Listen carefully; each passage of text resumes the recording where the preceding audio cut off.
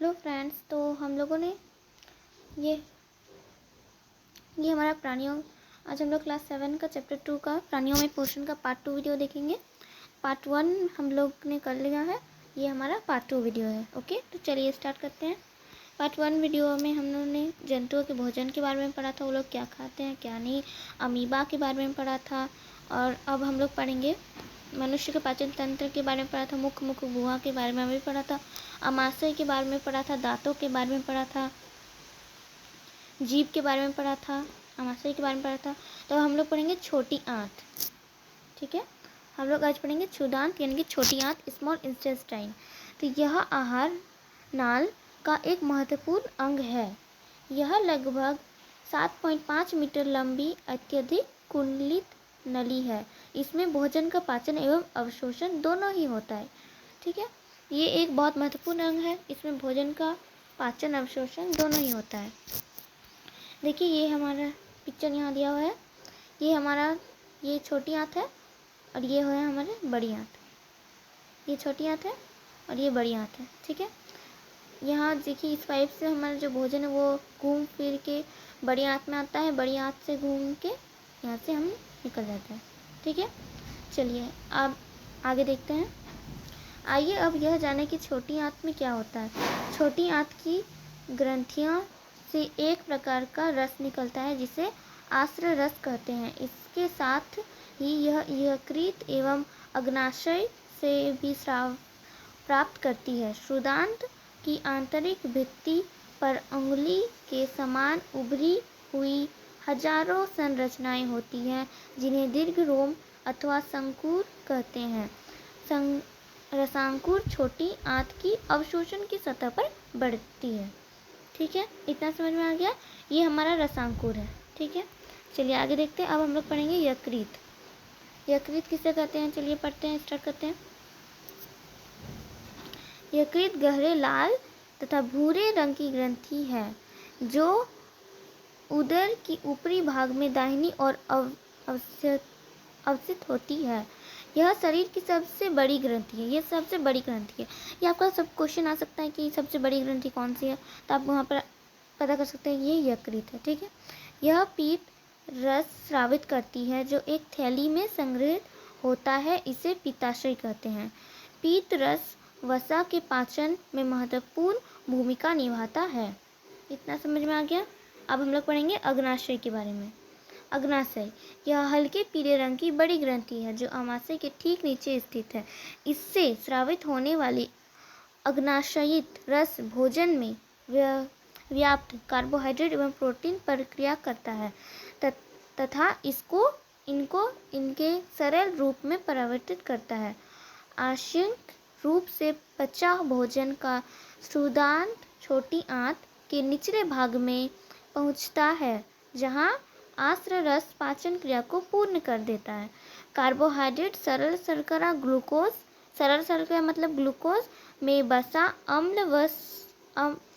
अम्ल एवं ग्लिसरॉल में तथा प्रोटीन एमिनो अम्ल में परिवर्तित हो जाते हैं।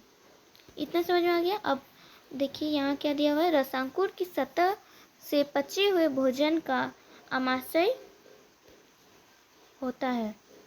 रसांकुर की सतह से पचे हुए भोजन का अवशोषण होता है तथा यह रुधिर वाहिकाओं में चला जाता है। अवशोषित पदार्थों का स्थानांतरण रुधिर वाहिकाओं द्वारा शरीर के विभिन्न भागों तक होता है। यहाँ उसका उपयोग जटिल पदार्थों को बनाने के लिए किया जाता है। इस प्रक्रम में स्वांगीकरण कहते हैं। इस शरीर के विभिन्न भागों में अवशोषण भोजन का आवश्यक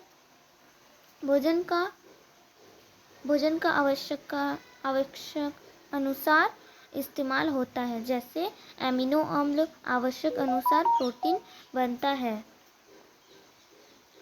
ग्लूकोज ऑक्सीजन की उपस्थिति में टूटकर कार्बोहाइड्रेट तथा जल बनाता है जो ऊर्जा मुक्त करता है। इसका उपयोग शरीर द्वारा विभिन्न कार्यों में होता है। भोजन का वह भाग जिसका पाचन नहीं हो पाता वह अवशोषित नहीं होता है, बड़ी आंत में भेज दिया जाता है। ठीक है, तो अब हम लोग पढ़ेंगे बड़ी आंत यानी कि बृहदांत यानी कि लार्ज इंटेस्टाइन के बारे में हम लोग पढ़ेंगे। इसकी लंबाई लगभग 1.5 मीटर है। यह क्षुधांत की अपेक्षा चौड़ी एवं छोटी होती है। इसका मुख्य कारण जल का अवशोषण करना एवं अवशिष्ट पदार्थों को मलाशय में भेजना है। यहाँ अपशिष्ट अर्ध ठोस मल के रूप में संग्रहित रहता है। समय समय पर यह मल गुदा द्वारा बाहर निकाल दिया जाता है। इस क्रिया को उत्सर्जन कहते हैं। अब हम लोग पढ़ेंगे कि घास खाने वाले जंतुओं में पाचन। घास खाने वाले जंतुओं में पाचन कैसे होता है? क्या आपने घास खाने वाले जानवरों को चरते हुए देखा है? देखा ही होगा, घर के बाहर घास खाने वाले गाय बकरी ये सब चरते हैं। तो आपने देखा होगा कि गाय घास खाने के बाद लगातार अपने जबड़े को चलाते रहते हैं। तो आपने देखा होगा कि गाय जब भोजन करती है उसके बाद वह अपने जबड़े को मतलब चलाती रहती है, मुँह को हिलाती रहती है, मानो उसके मुखगुआ में भोजन चबाया जा रहा है। गाय द्वारा लगातार भोजन के चबाए जाने की क्रिया को जुगाली कहते हैं। मतलब जो भोजन को चबाती रहती है, मुंह को हिलाती रहती है, उसे जुगाली कहते हैं। घास खाने वाले जीवों का आमाशय विशेष प्रकार का होता है जो 4 कक्षों में विभाजित है। वास्तव में गाय पहले घास को जल्दी जल्दी निगलकर आमाशय में एक भाग में भंडारित कर लेते हैं। आमाशय का यह भाग रूमेन या प्रथम आमाशय कहलाता है। पहले जब वो घास खाते हैं तो पहले वो जल्दी जल्दी से आमाशय में भेज देते हैं और फिर बाद में वो अपने मुंह को हिला हिला के उसको अच्छे से चबाते हैं और उसको पचाते हैं। ठीक है, अब हम लोग पढ़ते हैं आगे। शाकाहारी भोजन करने वाले सारे जीव जैसे गाय भैंस बकरी आदि रूमिनेंट कहलाते हैं। तो गाय खाने वाले जो सारे शाकाहारी भोजन जो करते हैं, गाय भैंस बकरी आदि, ये सब रूमिनेंट कहलाते हैं। ओके, रूमेन में भोजन का आश्रित पाचन होता है जो जुगाल कहते हैं, जिसे जुगाल कहते हैं। बाद में रूमेनेंट जीव इसे छोटे पिंडकों में रूप में पुनः मुख में लाता है और चबाता है। इस प्रक्रम को रोमंथन या जुगाली करना कहते हैं। जुगाल को वापस निगलने पर यह आमाशय के दूसरे कक्ष रेडिकुलम में पहुंचता है जहां भोजन का विखंडन होता है। यहां से यह तीसरा कक्ष ओमोसन में पहुंचता है जहां ज़्यादातर पानी का अवशोषण होता है। फिर यह चौड़े एबोमेशन भाग में पहुंच जाता है जहां आमाशय के एंजाइम की मदद से भोजन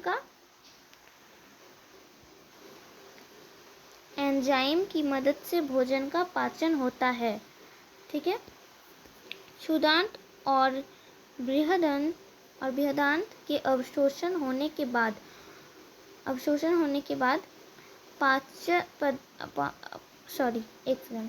क्षुधांत और बृहदांत में अवशोषण होने के बाद अपचे पदार्थ निष्कासित हो जाते हैं। इस प्रकार पाचन की प्रक्रिया पूर्ण हो जाती है। आपने समझ लिया। अब हम यहाँ जानने योग्य कुछ दिया हुआ है उसे पढ़ लेते हैं। मानव शरीर शाकाहारी जंतुओं की तरह सेल्यूलोज का पाचन नहीं कर पाता है क्योंकि उनकी आंत में जीवाणु एवं सेल्यूलोज को पचाने के लिए जरूरी एंजाइम उपस्थित नहीं होता। मनुष्य के शाकाहारी भोजन में व्यस्त सेल्यूलोज रुशांश के रूप में शरीर के बाहर निकल जाता है। समझ गए? चलिए आगे देखते हैं। यहाँ अब आगे दिया हुआ है कि पोषण का परिवहन एवं श्वसन तंत्र से संबंध। ठीक है, अब इसे हम लोग पढ़ेंगे।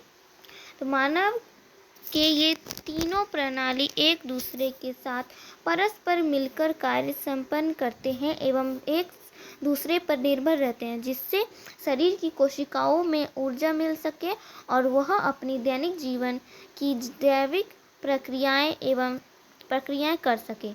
कोशिका तक ऊर्जा पहुंचाने के लिए पोषक तत्व जो हम अपने भोजन से ग्रहण करते हैं वे जटिल रूप से सरल रूप में पाचन तंत्र द्वारा परिवर्तित होते हैं। ये क्षुधांत यानी कि छोटी आंत द्वारा अवशोषित होकर रक्त कोशिकाओं में विसरित हो जाते हैं तथा संचार प्रणाली द्वारा शरीर के शरीर के साथ प्रणाली द्वारा शरीर के अन्य भागों में पहुंच जाते हैं। पोषक तत्वों के साथ साथ ऑक्सीजन के परिवहन के लिए संचार प्रणाली भी उत्तरदायी होती है। यह ऑक्सीजन श्वसन तंत्र की सहायता से ग्रहण किया जाता है एवं शरीर के विभिन्न कोशिकाओं तक पहुंचाया जाता है। पोषण, परिवहन एवं श्वसन तंत्र का मुख्य कार्य अधिकांश खाद्य पदार्थों के पाचन एवं भोजन के पोषक तत्वों एवं खनिजों का अवशोषण करना है। समझ गए आप लोग? तो देखिए ये चैप्टर हमारा यहाँ ख़त्म होता है। अब यहाँ हमने क्या सीखा ये हम लोग पढ़ेंगे, ठीक है। चलिए स्टार्ट करते हैं। हमने सीखा, पहला में देखिए क्या दिया हुआ है, जंतुओं में भोजन करने की विभिन्न विविधताएं होती हैं। अमीबा में भोजन अंतर्ग्रहण के उत्सर्जन तक सभी क्रियाएं एवं कोशिकाएं द्वारा संपन्न होती है। बहुकोशिकीय जीव मानव में पोषण एवं पाचन तंत्र की जटिल प्रक्रियाएं होती हैं। मानव के दांत 4 प्रकार के होते हैं, हृदयंत, रक्तदंड, च्रवण, अग्नच्रवण। जीव के स्वाद के लिए विभिन्न स्वाद कलिकाएं होती हैं। आमाशय में पाचन रसों की सहायता से कार्बोहाइड्रेट, वसा एवं प्रोटीन सरल पदार्थों में विघटित होता है। छोटी आंत में खाद्य पदार्थों का पाचन एवं पोषण तत्वों का अवशोषण होता है। बड़ी आंत में जल का अवशोषण होता है। घास खाने वाले जंतु रोमंथी कहलाते हैं। वे पत्तियों का अंतर्ग्रहण तीव्रता से करके उन्हें निगल जाते हैं, परंतु कुछ अंतराल के बाद भोजन पुनः मुख में आ जाता है। इसे जंतु धीरे धीरे जुगाली करते हैं। मानव पाचन तंत्र में मुखगुहा, ग्रासनली, आमाशय, क्षुदांत, बृहदंत्र के आगे अंत में मलाशय में समाप्त होती है। मनुष्य पाचन तंत्र में मुख्य पाचन रस स्रावित करने वाली मुख्य ग्रंथियां हैं लाल ग्रंथि, यकृत और अग्नाशय। अंतर्ग्रहण, पाचन, अवशोषण, स्वांगीकरण एवं निष्कासन मानव पाचन तंत्र के प्रक्रम हैं। ये चैप्टर आज हमारा यहीं ख़त्म होता है। और अगर आपको इसके आगे वाला चैप्टर नेक्स्ट वीडियो में हम लोग पार्ट 3 करेंगे। अगर आपको ये चैप्टर अच्छा लगा हो तो लाइक, शेयर और सब्सक्राइब ज़रूर करिए। धन्यवाद।